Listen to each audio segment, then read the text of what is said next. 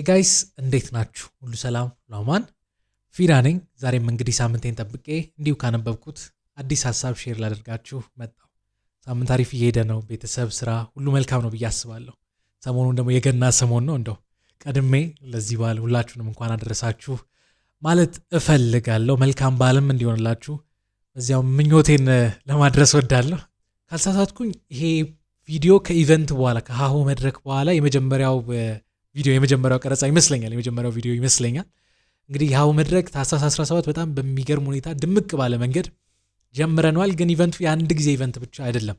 ከዚህም በኋላ ባሉት ቀናት በወር አንዴ የምናዘጋጀው ኢቨንት ነው። ቀኑን ቀድሜ ያሳውቃችኋለሁ። ሆፕፉሊ ኢቨንቶቹ እንደምትወዷቸው ተስፋ አደርጋለሁ። እንግዲህ የመጀመሪያው ኢቨንታችን እንደ መጀመሪያነቱ በጣም አሪፍ ጊዜ አሳልፈናል። ከዚህም በኋላ እንገናኛለን ብዬ ተስፋ አደርጋለሁ። ወደ ቪዲዮ ሀሳብ ግን ልመለስ። በዛሬ ቪዲዮአችን ላይ ላውራችሁ የፈለግኩት ሀሳብ እንደምታውቁት ከጥቂት ቀናት በኋላ ይህን ቪዲዮ በች እንደምታዩት አላውቅም፣ ግን ይህን ቪዲዮ ስለቀው ከጥቂት ቀናት በኋላ የገናን በዓል እናከብራለን እና ምንድን ነው እስኪ ገና ወቅቱንም የጠበቀ ስለሆነ ገና ምንድን ነው? ገናን ስናከብር ምንን እያሰብን ነው ገናን የምናከብረው? የገና ዕለት ምን አዲስ ነገር ሆነ? እሱን ነገር እንግዲህ ከመጽሐፍ ቅዱስ ካነበብኩት ሼር አደርጋችኋለሁ። እርግጠኛ ነኝ ከዚህ ቪዲዮ ቁም ነገር እንደምታገኙ። ምናልባት ለዚህ ቻናል አዲስ ከሆናችሁ ይህ ቻናል የተለያዩ መጽሐፍቶችን ከመጽሐፍ ጋር የተገናኙ ሀሳቦችን የምናነሳበት ቻናል ነው። እንደዚህ አይነት ቁም ነገር ያላችሁ ሀሳቦች ከተመቻችሁ ሰብስክራይብ፣ እንዲሁም የደውላው ምልክት ቤተሰብ መሆን ትችላላችሁ። ገና ምንድን ነው? ዛሬ ማውራችሁ የገናን ኮንሰፕት እንግዲህ መጽሐፍ ቅዱስ ላይ 4 ወንጌላት አሉ። ከ4 ወንጌላት 2ቱ ላይ የምታገኟቸው ሀሳቦች ናቸው። ከማቴዎስ ወንጌል ትንሽ ነገር ወስዳለሁ፣ ግን ደግሞ ሉቃስ ላይ በደንብ ሰፊውን ሀሳብ ከዛ ታገኛላችሁ። ዛሬ ማውራችሁን ሀሳብ እንደምታውቁት እንግዲህ መጽሐፍ ቅዱስ በተለይም ደግሞ የሉቃስ ወንጌል ቴዎፍሎስ ለሚባል ሰው የተጻፈ መልእክት ነውና ከሌሎቹ ከሶስት ወንጌላት ነገሮችን በቅደም ተከተል የተጻፉት እዛ ነው ተብሎ ይታመናል። ሉቃስ እንግዲህ እንደምታውቁት ሐኪም ነው። የሉቃስ ወንጌልና የሐዋርያትን ስራ ሐዋርያቶች ከክርስቶስ ጀምሮ ማለት ኢየሱስ ምድር ላይ የነበረ ምን አደረገ፣ ምን አጋጠመው፣ እሱ ደግሞ ካረገ በኋላ ሐዋርያቶች ምድር ላይ ምን ነገሮችን አደረጉ በቅደም ተከተል የጻፈልን ሰው ነው። የኢየሱስ ልደት ሰሞን ምን ተፈጠረ?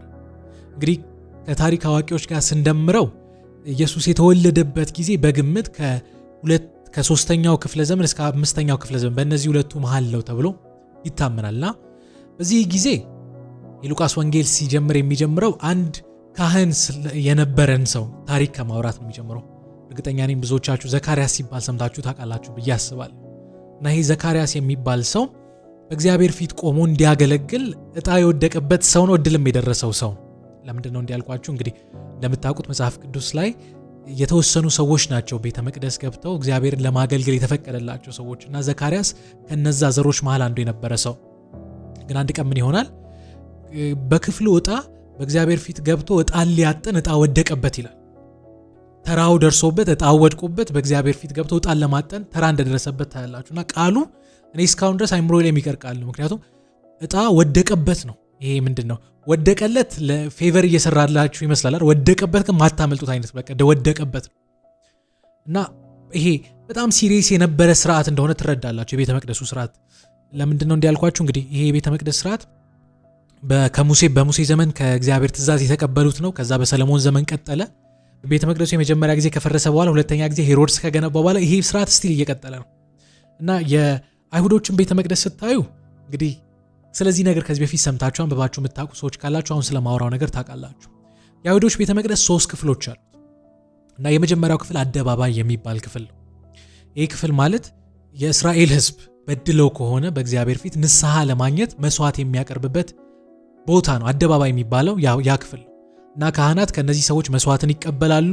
እነዚህ መስዋዕቶች ለምሳሌ እንዲሰው የታዘዟቸው ነገሮች አሉ። ለምሳሌ አንድ ሰው ኃጢአት ከሰራ በደል ከበደለ መጀመሪያ ይዞ ሊመጣ የሚገባው ነገር ወይ በግ ነው ወይ በሬ ነው ወይ ደግሞ ፍየል ነው። ከነዚህ በቃ የሰባውን አምጥቶ ለኃጢአቱ መስዋዕት ማቅረብ አለበት እና ካህኑ ያንን መስዋዕት ይወስዳል፣ ያርዳል። ከዚያ ደም ይፈሳል። የዛ እንስሳ ስጋ ይቃጠል። በቃ መስዋዕት ሆኖ ወደ እግዚአብሔር ያደርጋል። ኃጢአቱ ይቅር ይባልለታል። እንግዲህ ስርዓቱ ይሄ ነው እና በግ እንደው ለሌላቸው ደግሞ እንግዲህ አቅማችሁ ሀብት ከሌላችሁ ማለት በግ ከብት አፎርድ ማድረግ ማትችሉ ከሆነ ጫካ ሄዳችሁ ዋኖሶችን 2 ዋኖስ ወይ ደግሞ 2 እርግብ ማጥመር ትችላላችሁ። 2 ዋኖስ ወይ 2 እርግብ ይዛችሁ ከመጣችሁ እነዛ መስዋዕት ሆኖ ይቀርባሉ። ለዛም የሚሆን አቅም የለኝም ካላችሁ ዱቄት ይዛችሁ መምጣት ትችላላችሁ። አይ ቲንክ በኢፍ መስፈሪያ ይመስለኛል። ያንን ዱቄት ታመጣላችሁ። ካህኑ ለኃጢአታችሁ ስርየት መስዋዕትን ያቃጥላል። ይሄ እንግዲህ አደባባይ የሚባል ሰዎች ለኃጢአታችሁ ስርየት ምንድነው የሚቃጠል መስዋዕት የሚያቀርቡበት። ከዛ ቀረብ ስትሉ ቅድስት የምትባል ክፍል አለች። አሁን ወደ ቤተ መቅደሱ እየገባን ነው። ቅድስት የምትባለው ክፍል ማለት 3 ነገሮች ውስጡ ያሉባት ቤተ መቅደስ ነች። እና ይሄ ቅድስት የምትባለው አንደኛ መቅረዝ ነበሩባት። መቅረዝ ማለት ብዙ ጊዜ ስለ እስራኤል ሲወራ የሚበሩ 7 አምፕ ምንድነው ሻማዎችን አይታችሁ ታውቃላችሁ ብዬ አስባለሁ። ሻማ ማስቀመጫዎች። እነዛ 7ቱ መቅረዞች ቅድስት የምትባለው ቤተ መቅደስ ውስጥ ነበሩ። እነዚህ 7ቱ መቅደሶች ወደ ምድር የተላኩት የእግዚአብሔር መናፍስቶች ናቸው ተብሎ መጽሐፍ ቅዱስ ያስቀምጥልናል። እነዚህ የሚወክሉት እነዛ ነው። ከዚያ ጠረጴዛ ላይ ደግሞ 12 ህብስቶች አሉ። እነዚህ 12ቱን የእስራኤል ነገዶች የሚወክል ነው። ከዚያ ደግሞ የወርቅ ማዕጠንት አለ። አሁን ዘካርያስ ገብቶ ዕጣን እንዲያጥን ዕጣ ይወደቀበት ማለት ነው። ካህናቶች ይገባሉ፣ ዕጣን በእግዚአብሔር ፊት ያጥናሉ። ከዛ ደግሞ የጠበበች አንድ ክፍል አለች። አሁን ይህንን ሁሉ ስርዓት የሚያደርጉት ካህናቶች ናቸው። በአመት አንዴ ደግሞ ሊቀ ካህን የሚባል አለ። ከካህናት ሁሉ ሊቅ የሆነ ማለት ሊቀ ካህን ደግሞ በአመት አንዴ ይገባና ለህዝቡ ኃጢአት ምንድነው መስዋዕት ካቀረበ በኋላ በእግዚአብሔር ፊት ያንን ደም ይዞ የታቦቱ ፊት ይገባል። የቃል ኪዳን ታቦቱ ፊት ይገባል እና ታቦቱ ላይ ሄዶ እንግዲህ ይሄ ለሙሴ የተሰጠው ትእዛዝ ነው። ያንን ደም ሄዶ ይረጨዋል፣ ታቦቱ ላይ ይረጨዋል። ከዛ በአመት አንዴ እግዚአብሔር ከህዝቡ ጋር የሚታረቅበት ስርዓት ማለት በጣም ትልቅ የሆነ ስርዓት ነው። በአመት አንዴ ሊቀ ካህን ይገባል፣ ለህዝቡ የደም መስዋዕት የሚያቀርብበት ቤት ነው። ይሄ ቅድስተ ቅዱሳን የሚባል ክፍል ነው። እንግዲህ ታቦቱ በውስጡ የበቀለች ያሮን በትር አለው፣ መና አለው። እነ ሙሴ ምድረ በዳ የበሉት ምግብ ማለት ነው። ከዚያ ደግሞ 10ቱ ትእዛዛት አሉ፣ ጽላቱ ማለት ነው። 10ቱ ትእዛዛት የሰጡት ጽላቶች አሉ። ቅድስተ ቅዱሳን ማለት እነዚህ ናቸው። እና ዘካርያስ ቅድስት የምትባለው አዳራሽ ውስጥ ገብቶ በእግዚአብሔር ፊት ዕጣን ሊያጥን ዕጣ ወደቀበት ነው መጽሐፍ ቅዱስ የሚነግረን። ይህን ዕጣን ለማጠን በገባ ጊዜ ይላል መጽሐፍ ቅዱስ ድንገት ያልተጠበቀ ነገር ያገኛል። ምን? መጽሐፍ ቅዱስ ላይ እንግዲህ ብዙዎቻችሁ አብሳሪው መልአክ ሲባል ሰምታችሁ ታውቃላችሁ ብዬ አስባለሁ። መልአኩ ገብርኤል ለዘካርያስ መልእክት እንዲልክ ከእግዚአብሔር ተልኮ ያገኘዋል። እንግዲህ ብዙ ጊዜ ዕጣን አጥነው ነው የሚሄዱት። ብዙ ጊዜ እንደዚህ አይነት ነገር አይጋጥምም። ማነው ዘካርያስ በዚያ ጊዜ እንደፈራ መጽሐፍ ቅዱስ ይናገራልና ሲፈራ ብዙ ጊዜ መላእክቶች የመጀመሪያ መልእክታቸው ይሄ ነው። የእግዚአብሔር ክብር ስለሆነ ሰው ላይ የሚያበራው አትፍሩ፣ የመጀመሪያ መልእክታቸው እሱ ነው። እና ለዘካርያስ መልአኩ የነገረው ነው። ዘካርያስ ሆይ ጸሎትህ ተሰምቷልና አትፍራ፣ ሚስት ኤልሳቤጥ ወንድ ልጅ ትወልዳለች። ይሄ ወንድ ልጅ የሚወለደው ወንድ ልጅ ለአንተ ቤት ደስታን ያመጣል። ለአንተ ቤት ብቻ አይደለም፣ የጌታን መንገድ የሚጠርግ በጌታ ፊት የሚወጣ ነው። ገና እሱ ብቻ አይደለም፣ የህፃናትን ልብ ለአዋቂዎች፣ የአዋቂዎችን ልብ ደግሞ ለህፃናት የሚሰጥ ታላቅ የሆነ መልእክተኛ ከአንተ ቤት ይወለዳ ይሏል። እና ዘካርያስ ድንጋጤውም እንዳለው ነው። እኔ እኮ አርጅቻለሁ፣ ሚስቴም ኤልሳቤጥ አርጅታለች፣ ይሄ እንዴት ይሆናል? እና መልአኩ እንዲህ ብሎ መለሰ፣ እኔ በእግዚአብሔር ፊት የምቆመው መልአክ ገብርኤል ነኝ ይሏል። እና እንዲህ የሚል ቃል ታያላችሁ፣ ከአፌ የወጣውን ቃል አላመንክምና ከአፌ የወጣው ቃል እስኪፈጸም ድረስ ዲዳ ትሆናለህ ብሎ ቃል እንደተናገረው ታያላችሁ። በዚያ ቅጽበት ዘካርያስ መናገር እንዳቆመ መጽሐፉ ይናገራል። እንግዲህ የመልእክቱ አንደኛው ክፍል ልጅ ትወልዳለህ ስሙንም ዮሐንስ ትለዋለህ ነው። እና ዘካርያስ ቆየ። በመቆየቱ በጣም ብዙ ሰዎች ደነቃቸው። እና ከዛ ሲወጣ ምንድን የተፈጠረው ብሎ ሲጠይቁት ለማስረዳት አልቻለም። ምክንያቱም እንዳልኳችሁ መናገር አይችልም። እና ይህ እንደሆነ መጽሐፍ ቅዱስ ምን ይነግረናል? ኤልሳቤጥ በስተርጅና ታረግዛለች። እና ምን አለች መጽሐፍ ቅዱስ ምን ይለናል? እግዚአብሔር በስተርጅና ኀፍረቴን ሸፍኗል ብላ እንግዲህ ሐሴት አድርጋ ማለት 5 ወር ተሰወረች ይላል መጽሐፍ ቅዱስ። 5 ወር ተሰወረች። ኦልሞስት 6ኛ ወር እየመጣ ነው። ተመሳሳይ ያ መልአክ ይላል መጽሐፍ ቅዱስ ከ6 ወር በኋላ ማለት ነው። ያው መልአክ ናዝሬት የምትባል አንድ ከተማ ውስጥ ገሊላ በምትባል አነስ ያለች ከተማ ውስጥ አንዲት መጽሐፍ ቅዱስ ብጽዕት የሚላትን ሴት ለማግኘት ሄደ። እና መልአኩ እንደሄደ እንግዲህ በዚያ ቅጽበት ምን እያደረገች እንደሆነ መጽሐፍ ቅዱስ አይነግረንም። ብቻ ግን ድንገት ነው መልአኩ ሄዶ ያበሰራት። አንቺ የተባረክሽ ሴት፣ በእግዚአብሔር ፊት ሞገስ ያገኘሽ፣ በእግዚአብሔር ፊት ጸጋን ያገኘሽ። እንግዲህ ቃል በቃል ቃሉንም ባለው ግን ሐሳቡ እንደዚያ ሲላት መጽሐፍ ቅዱስ ይላል ይህ እንዴት ያለ ሰላምታ ነው። ኢማጂን ቤታችሁ ውስጥ ሆናችሁ ኦል ኦፍ ዘ ሰደን የሆነ መልአክ ገብቶ ሰላም ንግግር ነው እንግዲህ። እና ይህ እንዴት ያለ ሰላምታ ነው። እና መልአኩ ይመልሳል፣ ማርያም ሆይ አንቺ በእግዚአብሔር ፊት ሞገስን አግኝተሻል። እግዚአብሔር ምንድነው በአንቺ ያልፎ የሕዝቡን ኃጢአትን የሚያድን አዳኝ ከአንቺ እንዲወለድ ያደርጋል። ወንድ ልጅ ትወልጃለሽ፣ ስሙንም ኢየሱስ ትያለሽ ይላታል። እርሱም ሕዝቡን ከኃጢአታቸው ያነጻቸዋል። ፌር የሆነ ጥያቄ። መጽሐፉ ወደ አንዲት ድንግል ሴት ሄደ ነው የሚለው። ድንግል ነች እና መጽሐፍ ደግሞ ምን ይላል መሰላችሁ? በዚያን ጊዜ ለዮሴፍ ታጭታ ነበር ይላል መጽሐፍ ቅዱስ። አይሁዶች ታውቃላችሁ በምንም ታምር ድንግል ያልሆነች ሴት አያገቡ፣ ይሄ ስርዓታቸው እና በድንግልናዋ ለዮሴፍ ታጭታ ነበር። ወንድ ልጅ ትወልጃለች ሲላት ፌር የሆነው ጥያቄ እኔ እኮ እንዳላቅም እንዴት ትወልጃለች ትለኛል? እና መልአኩ መለሰ ኖ በአንቺ ኃይል አይደለም የልዑል ኃይል ይጸልልልሻል። እግዚአብሔር ከአንቺ መሲህ ያወጣል፣ ከአንቺ መድኃኒት ነው የሚያወጣው፣ ህዝቡን ከኃጢአታቸው ያነጻቸዋል። ይሄ ለአንቺ አይደለም ለሰው የማይቻል ለእግዚአብሔር ይቻላል። ይህን ጥቅስ ሰምታችሁ ከሆነ አለም ከዚያ ያወጣ ነው። ለሰው የማይቻል ለእግዚአብሔር ይቻላል። እነሆ አላት እንግዲህ ለማመሳከር ጎረቤትሽ ኤልሳቤጥ በእድሜ በጣም አርጅታለች፣ ግን በስተርጅናዋ እግዚአብሔር ወንድ ልጅ ሊያስታቅፋት ሂደት ላይ ነው። ምንድነው እርጉዝ ከሆነች 6 ወር ሆናታ ይላል። ማርያምም እንግዲህ ለሰው የማይቻል ለእግዚአብሔር ይቻላል እሱ አይደለ እንግዲህ የእግዚአብሔር ፍቃድ ይሁን ብላ አሜን አለች። መጽሐፍ ቅዱስ ምን ይነግረናል? ይህም መልእክት ከተቀበለች በኋላ ኤልሳቤጥን ለማየት ወደ ኤልሳቤጥ ትሄዳለች። ኤልሳ ጋር ወደ ከዛቶኝ 3 ወር ማለት የመውለጃ ወር እስኪደርስ ድረስ 3 ወር ኤልሳቤጥ ጋር ትቀመጣለች። አሁን አይምሯችሁ ሴናሪዮን እንዲያስብ ፈልጋለሁ። ዮሴፍን ሆናችሁ አስቡ። አይሁድ ድንግል ካልሆነ በቀር የትኛውንም ሴት አያገባም። መጽሐፍ ቅዱስ ሚላል አሁን ወደ ማቴዎስ እየሄድኩኝ ይመስለኝ ማቴዎስ ላይ የምታገኙት ሐሳብ ነው። ዮሴፍም እሱ ንጹህ ሆኖ ሳለ በቃ እሱ እኮ ንጹህ በእግዚአብሔር ፊት እኮ ንጹህ የሆነ ሰው እሱ ንጹህ ሆኖ ሳለ ሚስቱ እጮኛው አርግዛ ስለተገኘች በልቡ ሊቷ ታሰበ። ክፋት አይደለም፣ ጀስት ስርዓትን ከማክበር ነው። እንግዲህ በአይሁድ ትእዛዝ መሰረት ትእዛዙንም ለማክበር በዚያን ጊዜ ይላል መጽሐፍ ቅዱስ ሲናገር ኖ ዮሴፍ ማርያም የጸነሰችው ከስጋ አይደለም ከወንድ ፍቃድ አይደለም ከእግዚአብሔር በልዑል ኃይል የጸነሰችው። ይሄ አዳኝ ነው፣ መሲህ ነው የሚወጣው። ስለዚህ ሂድ ተቀበላት። መጽሐፍ ቅዱስ ምን ይላል? ዮሴፍም ታዘዘ፣ ማርያምን እንደተቀበላት መጽሐፍ ቅዱስ ይናገራል። አሁን እንግዲህ ይሄ ሁሉ ከሆነ በኋላ ምናልባት ወደ ዘካርያስ ለመመለስ ያህል የዘካርያስ ሚስት 9 ወር ሞላት፣ ዮሐንስ ተወለደ እና ብዙዎች ተደነቁ። በቃ ይሄ ልጅ ማን ይባል ብሎ እንደውም አንዳንዱ በአባቱ ስም መጠራት አለበት በስተርጅና የተወለደ ልጅ ስለሆነ ብሎ ያፌዙ ነበር። እና ወረቀትና ስክሪፕቶ ሰጡት። እንግዲህ ስክሪፕቶ ልበል ብዕር ልበል አላውቅም፣ ብቻ ብዕር ሰጡት። ስሙም ማን ትለዋለህ ሲሉት ዮሐንስ ብሎ ጻፈ። መጽሐፍ ቅዱስ ዮሐንስ ብሎ ሲጽፍ አንደበቱ ተከፈተለት። ይሄ እንግዲህ ተአምር ጉድ ተባለ። አሁን ነገሮች ትንሽ እንትን እያሉ አሁን ወደምናወራው ወደ ገና እየመጡ የሚሄዱት አሁን በማወራችሁ ታሪክ ነው። መጽሐፍ ቅዱስ ምን ይላል መሰላችሁ? በንጉስ ቄሳር ዘመን እንግዲህ ታሪክ ላይ ደግሞ አይ ቲንክ ኦገስተስ ሲዘር የሚባለው የሮም ንጉስ ማለት ነው። መጽሐፍ ቅዱስ ቄሳር ብሎ ነው ያስቀመጠው። በንጉስ ቄሳር ዘመን ለመጀመሪያ ጊዜ የህዝብ ቆጠራ የሚባል ነገር ተጀመረ። ቄሳር በቃ ዓለም እኔ የምገዛባቸው ከተሞች ሙሉ በሙሉ መጥተው መቆጠር አለባቸው። እንግዲህ ብዙ ጊዜ እንዲህ የሚደረገው ለታክስም እንዲመች ነው፣ ህዝቡን ቀረጥ ለመቁረጥ እና ምን አዋጅ አወጀ? ሁሉም ሰው ነገዱ ቤተሰቦቹ ያሉበት ኦሪጂናሊ ነገዳችሁን ፈልጉና እዚያ ከተማ ሄዳችሁ ስማችሁን አስመዝግቡ፣ ተመዝገቡ የሚል አዋጅ ይወጣል። እና ዮሴፍ እንደምታውቁት እንግዲህ መሲህ ከመጣ መምጣት ያለበት ከዳዊት ዘር ነው። ዳዊት ደግሞ ከቤተልሔም ነው አይደል የወጣው? ቤተልሔም ራሱ የዳዊት ከተማ ነው የምትባለው። ወደ ቤተልሔም እንደሄዱ መጽሐፍ ቅዱስ ሲናገር ለመቆጠር ማለት ነው። እንግዲህ በዚያን ጊዜ ማርያም የመውለጃ ወር ቀርቦ ነበር። በሄዱ ጊዜ ይላል መጽሐፍ ቅዱስ ሲናገር ማደሪያ አጡ። ቤተልሔም በደረሱ ጊዜ እና ማደሪያ አጥተው አጋጣሚ እንግዲህ የሚያድሩበት ቦታ አጥተው አንድ የበግ በረት እንዳገኙ መጽሐፍ ቅዱስ ይናገራል። እና እዚያ ገቡ። መጽሐፍ ቅዱስ ቃል በቃል አሁን ከዛ የምታገኙትን ነገር ነው የምነግራችሁ። እዚያ በገቡ ጊዜ ማርያም የመውለጃዋ ጊዜ ተደረሰ ይናገራል። መጣ እንደመጣ ማለት ነው።